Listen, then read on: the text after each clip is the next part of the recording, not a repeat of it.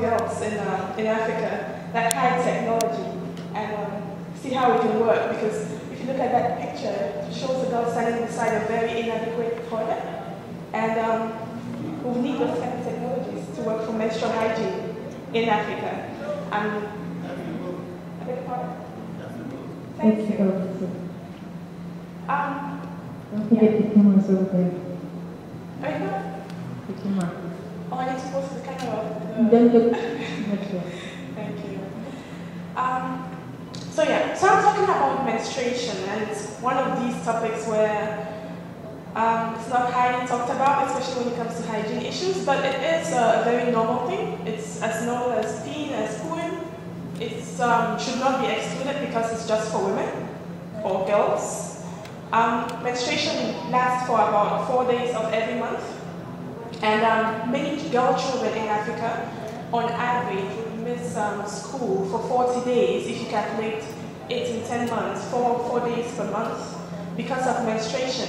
And it's a highly inadequate discussed topic, which I would be seeking to address. As I said, it's normal. It's one of those things where every woman or girl or child goes through. Menstrual hygiene requires clean water, adequate toilets, somewhere to change, and facilities for disposal. The earlier two presentations talked in depth about sanitation facilities, and they should also be catering for menstrual hygiene.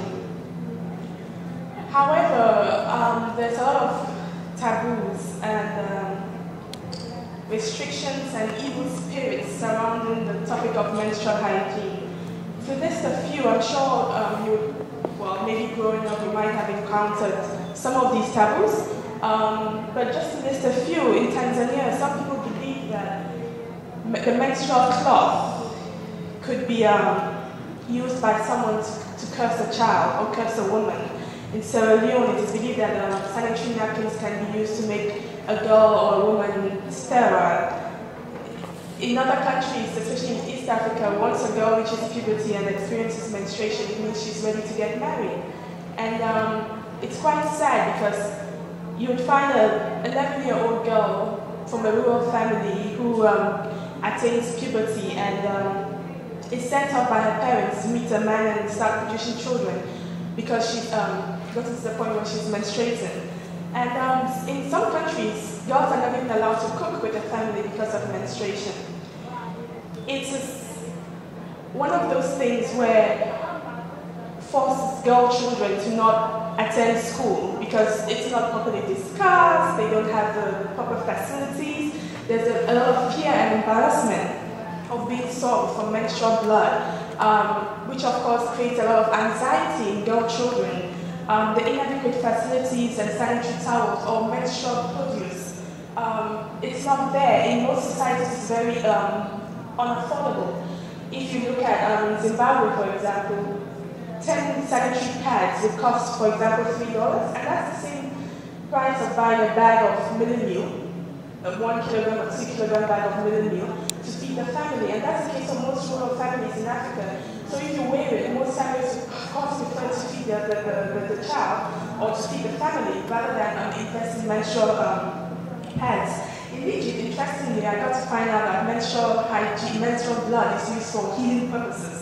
And I think that's one good thing. At least there's some positive from menstrual blood. That's an exception, I believe. Also, in my research, I found out that there are some cultures, especially in Mali, the Dogon people of Mali, actually exclude women through huts during their menstruation period. A woman can stay in a hut like this for about 5 days simply because she's menstruating. However, she's not excluded from work. She would still go to the farm, but she's just kept there during the menstrual during the menstruation period, which I find really disheartening. Various adaptation methods for menstruation has been undertaken over the years, as rudimentary as leaves. If you picture it, using leaves, how do you do it? Do you pile a stack of leaves and put them in your panty, or do you have to squat in the toilet for as long as your menstrual period is on? I've already mentioned about some families, some cultures who actually exclude women. Some people actually use toilet newspapers. I saw an article in Soweto, South Africa actually, which is the giant of Africa, where children are forced to use newspapers. Kind of like wrap up newspapers and put them in their pencils to avoid blood flowing between their legs. Some people use toilet papers. Now we're getting to an improved state. Sanitary towels, sanitary pad samples, which is quite advanced, but not affordable, especially for the rural child. And most recently, we have menstrual cups, which I find very innovative. I'll be discussing that further. And yes, it is a very neglected issue in the wash sector. Because of the cultural taboos in Africa and the shame and embarrassment of discussing this, there's a huge culture of silence around menstrual hygiene, which leads to the fact that very unhygienic methods are used to deal with menstruation. Leaves, there's a lot of transfer of bacteria. Thinking about it just makes me sick. It's not incorporated into school programs. A lot of boys in schools with beautiful girls, because they've experienced puberty and are menstruating, you don't want to be stained in school. And I'm sure most African girls would say that that's one of the last things you want to do. You don't want to be stained. I was reading a story of a girl who, she was a prefect and she was called up to the principal's office, and I'm walking towards the principal's office. Her sanitary towel actually fell off. And there were a lot of students around there, and they looked at her and of course started bullying and going at her. She quickly picked up the soft cloth, but of course she never came back to school. And education around these issues would really break away the myths around it. I've talked about the cost of sanitary pads, which makes it very expensive for the girl child. And some of the sanitation facilities we promote as water and sanitation experts in the room do not actually cater for menstrual hygiene. We need water. Girl children will need water. They will need a private cubicle. They will need a bigger cubicle. They might need lines or ropes to actually dry the towels, but this is not the case in most of the facilities we provide. So it's actually a food for thought. Because of these neglected issues, girl children will definitely drop out of school. Some research has shown that at least 49 to 90% of children in rural areas, in various African countries, Ghana, Ethiopia, Zimbabwe, girls actually avoid going to school because of their menstruation. And most women will testify to the fact that on the second day of a menstrual period, it's actually the heaviest day and it's associated with a lot of pains. However, I was discussing with some of my colleagues, and African girls really experience more pain than European girls, and I'm wondering, is it because of the nutrition or the lack of medication or just the psychological effect of menstruation? And usually the second week, children will not go to school even if they do have an appropriate toilet to deal with menstruation. And it would affect your anxiety and your performance because of anxiety. If you're sitting in class and you're constantly worried about being soiled, and you're constantly thinking about blood on your cloth and what the other children are going to think about, you will not be focusing on the teacher. The inadequate, unhygienic materials used will definitely cause some infections for the girl child. This is Lindlyn, one of our case studies in Malawi. She's from the Machina district in Malawi. Now, she had to leave school because there was just one toilet.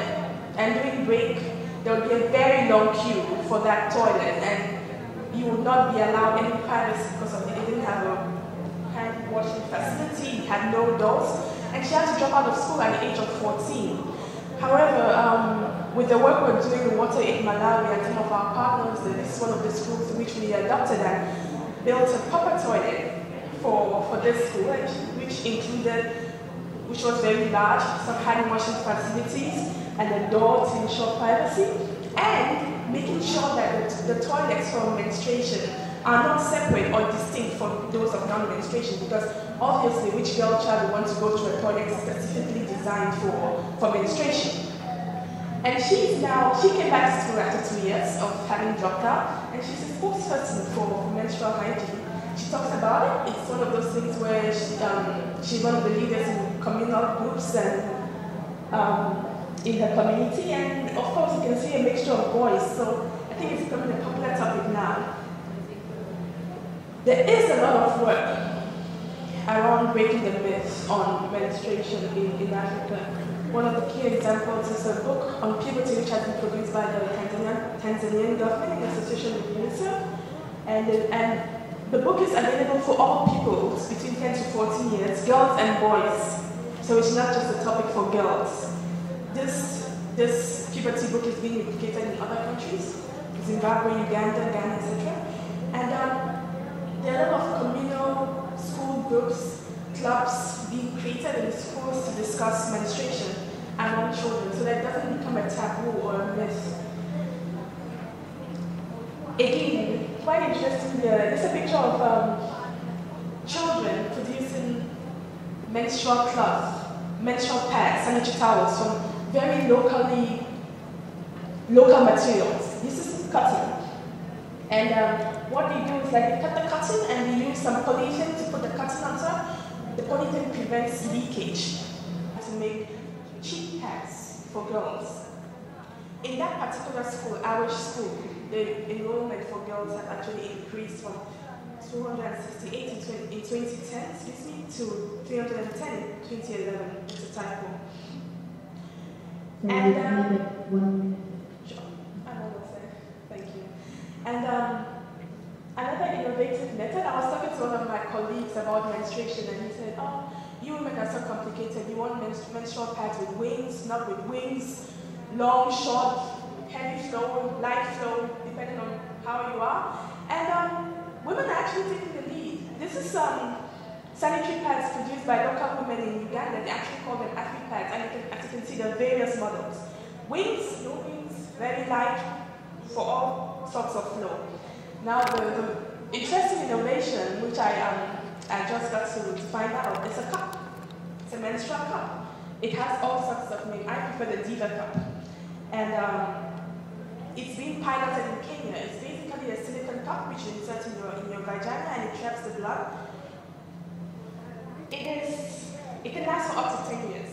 All you need to do is just wash it, pour away the blood, wash it, and then after each menstrual period, you sterilize it by boiling it in water. And I think it's cheap. It's affordable. Well, it's not really affordable for the rural women, but calculated over a longer period of time, for 10 years, it is extremely cheaper than using menstrual pads.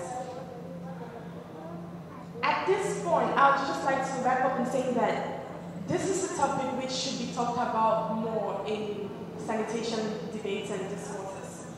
We need to cater for adequate toilets for girl children in school, especially for menstruating girls. Not by district toilets for menstruating girls, but by actually just making the toilets more adequate.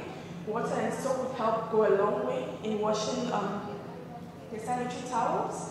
Education would go a long way on breaking the myths around menstrual hygiene for school children.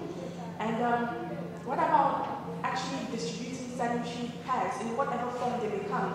You can distribute it using local materials, but some countries have actually gone ahead in doing that. I know Uganda actually put a subsidy on sanitary towels. The South African government announced that they will be giving some free sanitary towels, although it hasn't yet started. Also, the Kenyan government has been looking into giving free sanitary towels in schools. And I think this is something we should be taking up in other African countries, discussed more widely, and actually included in curriculums. Thank you. Thank you very much, Lindlyn, for having the guts to break this taboo, talk about it here in front of this audience. I know you and I are used to talking about it, but it's still a taboo, and to talk about it is good. And also, I find it's really fascinating to see the link between something as simple as menstrual hygiene management and keeping girls in school longer, which is such an important goal. Keeping them there longer means less children later, pregnancies later, things. So there's really added value there. And we have time for 2 questions. If somebody wants to take the microphone. Yep, microphone is coming. Peter from USAID.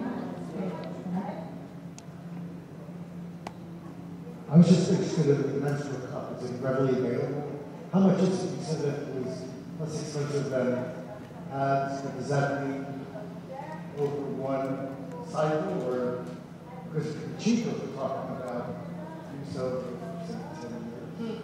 Actually, it is going up about 15 euros in Europe. Initially, it's something which has been around for a long time, about 30 years. It started in Canada. But in Europe, it's going for about 15 euros, excuse me. However, if you look at the costs for over 10 years, it makes it quite cheaper. There are discussions to actually make it subsidized for African women. And also this Ruby cup, which is in Kenya, is supposed to cost €5 per cup, and one cup lasts 10 years. So it's you pay once and you have, no, it's... No, just inside in your vagina. Yeah. You can get it over the counter. It's actually being sold on the internet. You can get it quite, it doesn't require a doctor's prescription. Once the cup is full, a woman would feel that the cup is full and actually just take it out like a cup and pour out the blood and rinse it and set it back in. It's like tampons, but a cup. It's a bit like what Mila said. We shouldn't promote something that we're not using ourselves with pit latrines, but we use flash toilet. It's the same with this. This cup is used by European women, Canadian women, American women, and it can be used by African women. It's actually promoted in Kenya and South Africa. So it works. Another question?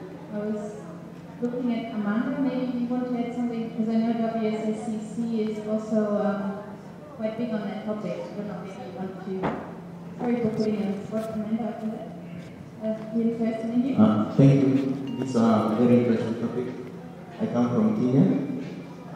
Two issues. One is that I would want to find out where the menstrual cup is being practiced in Kenya. And also, as a compliment, I think the sanitary clothes are also used in Kenya, somewhere in Northern, by the Cairo classes. I found them, it's almost always neighboring Uganda, so maybe they follow the technology from there. Was it a comment or? I want to find out where in Kenya is the menstrual cup technology being practiced. Nairobi. It's being piloted in Nairobi. Actually, a lady from Sweden actually is piloting this with a group of women in Nairobi. Because it's not one of those things which, given the cultural issues around it, you would not find it over the counter, yes, in Nairobi, but it's been sold within discussion groups, and women are encouraged to promote it. Yeah, and maybe to say that the pilot is about checking whether this is an option for poor school girls, you know, whether poor people would have enough understanding how to use it with the hygiene. So the cup itself doesn't need to be piloted anymore, it's already sold worldwide. It's just the application of it in the developing countries' poverty context, which is new. And